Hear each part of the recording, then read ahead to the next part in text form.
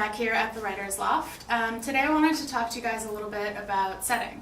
Workshops that I've been doing with Writers Loft are all about world building, and setting is a crucial part of that. It's not quite as daunting as some people think, and it's not only limited to, say, fantasy, where you're creating a whole new world. I think setting is super important to think about even in contemporary novels, where you've got the whole world to pick from, and a real world at that, but you really have to make sure you're limiting it in the correct way. You really have to make sure that you're focusing on your character and what your character sees and experiences.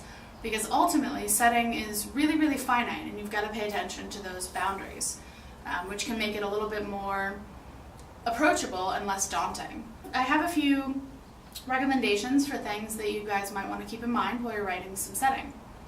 The first one is really defining what your character believes is their home.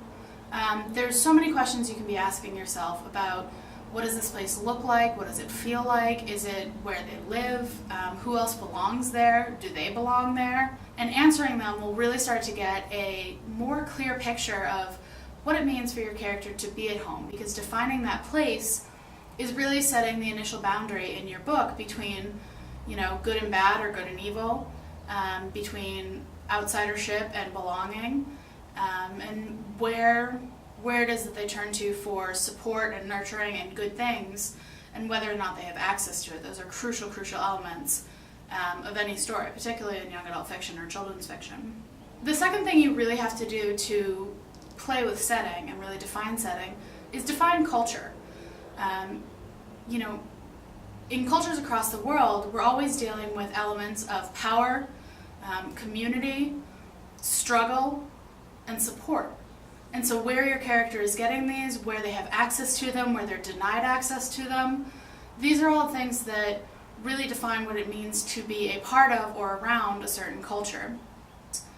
And by defining what those really broad strokes of culture look like, you again start to narrow down what the world looks like for your character.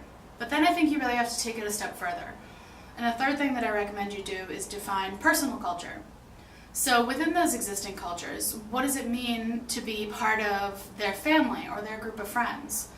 When you look at what kind of stories a family passes down that might be different from someone beside them. These are so informative to how we operate in our daily lives and how we approach conflict and how we approach the stories that we live. You have to take all of that into account, because that's what's creating a personal culture. So the more you can narrow down on that and really define what it means to be a person operating within all of these little subcultures, operating under the giant heading of culture within your novel, that's what setting is really about.